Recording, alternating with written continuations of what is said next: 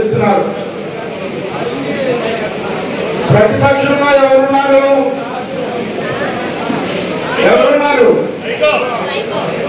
Psycho ఉన్నారు. యువజన శ్రామిక రైతు కాంగ్రెస్ పార్టీ గత 5 సంవత్సరాలుగా ఈ రాష్ట్రాన్ని దోచుకుంటున్నటువంటి పార్టీ.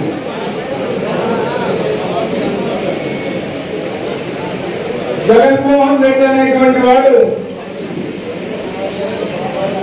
ప్రజా సంక్షేమాన్ని కాంక్షించు, లేకపోతే తన తండ్రి ఆశయాలకు అనుగుణంగా పనిచేద్దామని అధికారంలోకి వచ్చిన వ్యక్తి కాదు. తాను భారతదేశంలోనే అత్యంత ధనికవంతుడు కావాలి అనేటువంటి తన లక్ష్యం కోసం ప్రజలకి అనేక అబద్ధాలు చెప్పి, మోసపూరితమైనటువంటి మాటలు చెప్పి, అనేక ప్రలోభాలు పెట్టి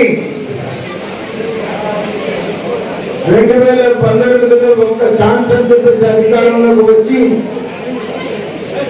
అధికారంలోకి వచ్చిన మరుక్షణం నుంచి కూడా తన నిజంగా మొదలు పెట్టినటువంటి వ్యక్తి. సంక్షేమ కార్యక్రమాల ముసుగులో ఈ రాష్ట్రాన్ని సర్వనాశనం చేసి, ఈ రాష్ట్ర ప్రజల్ని సర్వనాశనం చేసి, అన్ని వ్యవస్థల్ని సర్వనాశనం చేసి, తాను మాత్రం తన వ్యాపార సంస్థలు మాత్రం భారతదేశంలోనే అత్యంత ధనికవంతుడు అయినటువంటి మాట. నాకు 50 సంవత్సరాల రాజకీయ జీవితం అనుభవం ఉంది. 50 సంవత్సరాల్లో కూడా ఇటువంటి ముఖ్యమంత్రిని నేను ఇంతవరకు చూడాల. సారాయి వ్యాపారం చేసుకున్న ముఖ్యమంత్రిని జగన్మోహన్ రెడ్డిని చూశాను.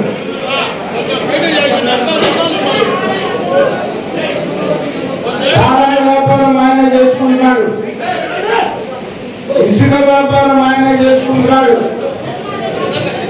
ఈ రాష్ట్రంలో ఉన్నటువంటి మైన్స్ మొత్తం కూడా ఆయనే వ్యాపారం చేసుకుంటున్నాడు. ఎర్రచందనం ఈ రోజున పిల్లల భవిష్యత్తు పాటు చేస్తున్నారు అని అంటే రాష్ట్రం మొత్తం కూడా గంజాయి విపరీతంగా జరుగుతున్నటువంటి పరిస్థితి. మరీ పల్నాడులో అయితే మరి ఏదో మన సామెత చెబుతారు, గట్టును వేస్తే కూడా వస్తున్నారు సామెత. అలాగే ముఖ్యమంత్రి అదే పరిస్థితి అయితే ఆయన దొంగలు అంతకు మించి ముఖ్యమంత్రి ఈ రాష్ట్రంలో దోపిడీ వ్యవస్థ నడుపుతున్నప్పుడు మేము మాత్రం తక్కువ అని చెప్పేసి అసాంఘిక కార్యక్రమాలన్నీ, దొంగసాల, దొంగ మైనింగ్, ఆఖరికి మెడిసిన్స్ కూడా డూప్లికేట్ మెడిసిన్స్, దొంగ నోట్లు, వీళ్ళు చేయనటువంటి అసాంఘిక కార్యక్రమాలు అధికారాన్ని అడ్డం పెట్టుకొని, పోలీసు కాపలా పెట్టుకొని అసాంఘిక కార్యక్రమాలు నిత్యం చేస్తూ డబ్బు మదంతో ఎన్నో అరాచకాలు చేస్తున్నటువంటి విషయం మనం చూస్తా ఉన్నాం. కాపు కులం ఎవరికి భయపడేటువంటిది కాదు.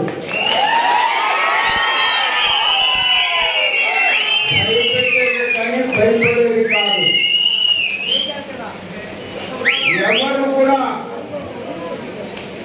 రేపు ఎన్నికల్లో భయపడాల్సినంత అవసరం లేదు.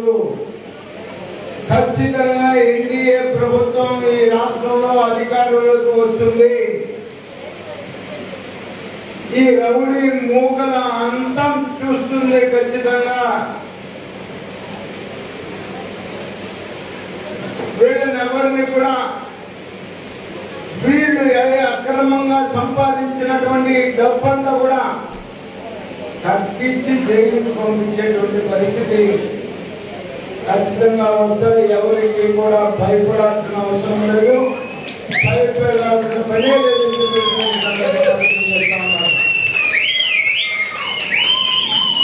సంక్షేమ కార్యక్రమాలు అంటా ఉన్నాడు. నేను జగన్మోహన్ రెడ్డి ముఖ్యమంత్రి అయిన 4 మాసాలలో చెప్పాను, ఆయన ఇచ్చే సంక్షేమ కార్యక్రమాలు ఎలా ఉన్నాయంటే చాక్లెట్ ఇచ్చి నక్లెస్ ఎత్తుకెళ్ళేటువంటి సామెతలు అలా ఉన్నాయి. ఆయన ఇచ్చేది 100 రూపాయలు, మన దగ్గర నుంచి 1000 రూపాయలు లాక్కుంటున్నటువంటి పరిస్థితి. ఒక చేతితో 100 రూపాయలు ఇచ్చి ఇంకో చేతితో 1000 రూపాయలు మన దగ్గర లాక్కుంటున్నాడు. విద్యుత్ శక్తి జాతి 2019 ఎంత కట్టేవాళ్ళు, ఇప్పుడు 1000 రూపాయలు, 100 రూపాయలు కట్టేవాడు 1000 రూపాయలు కడుతున్నాడు. ఆర్టీసీ ఛార్జీలు, పెట్రోల్, డీజిల్, గ్యాస్, నిత్యావసర వస్తువులు, ఉప్పు, పప్పు, నూనె, ఆస్తి పన్ను, చెత్త పన్ను కూడా కొత్తగా వసూలు చేస్తున్నటువంటి మాట మనం చూస్తూ ఉన్నాం. కొన్ని సారాయి ముఖ్యమంత్రి అమ్ముతున్నాడు. ముఖ్యమంత్రి అమ్మే సారాయన్న 1 రూపాయి తగ్గించాడు 19 కన్నా లేదు. ఇసుక ముఖ్యమంత్రి అమ్ముతున్నాడు, ఇసుకన్నా తగ్గించడా? తగ్గించలా. అంటే పేదవాళ్ళ పేరు చెప్పి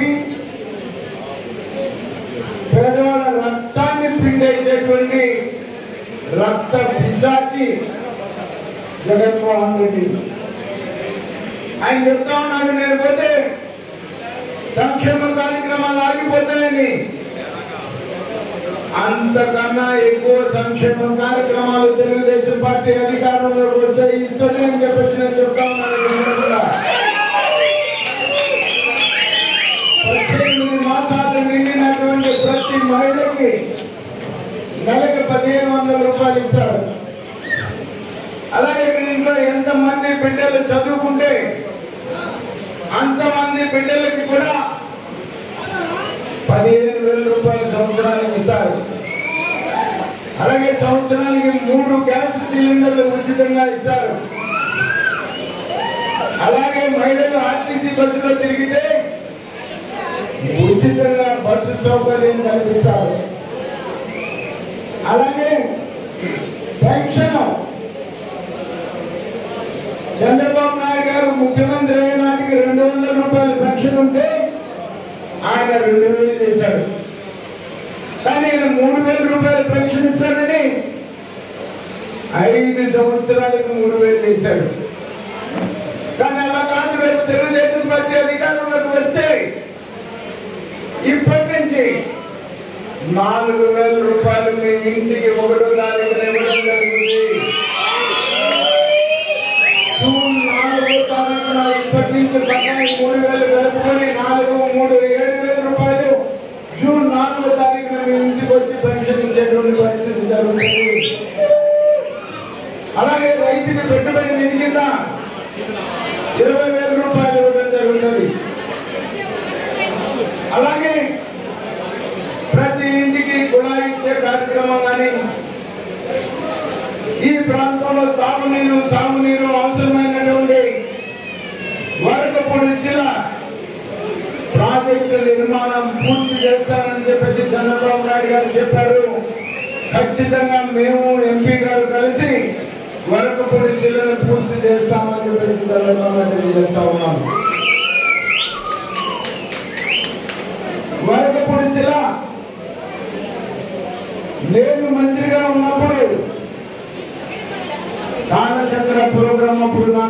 సాగర్ వస్తే అక్కడ నన్ను జర్నలిస్టులు అడిగితే నేను వెళ్ళి వరకపూడి శిల చూసి వచ్చాను. వరకపూడి శిల చూసి రాజశేఖర రెడ్డి గారిని ఒప్పించి రాజశేఖర రెడ్డి గారి చేత శంకుస్థాపన చేశాను. ఆ తర్వాత నుంచి అట్లానే ఉంది. జన్మగీతం పాడతాము, ప్రజలు ప్రశాంతంగా వాళ్ళ జీవన ప్రమాణాన్ని గడుపుకోవడానికి అవకాశం కల్పిస్తాము.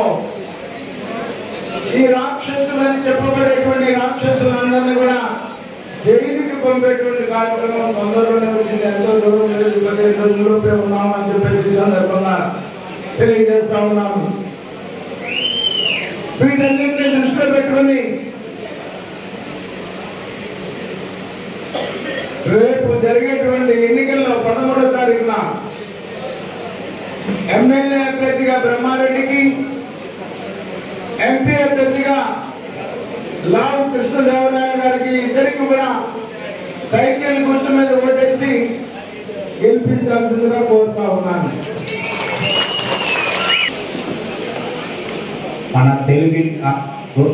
మన కాపు సోదరి జనసేన పార్టీ రాష్ట్ర అధికార ప్రతినిధి శ్రీ కన్నా రజనీ అభిమాన నాయకుడు కన్నా లక్ష్మీనారాయణ గారు. అదృష్టం మా ఇంటి పేరు కూడా కన్నానే అవడం.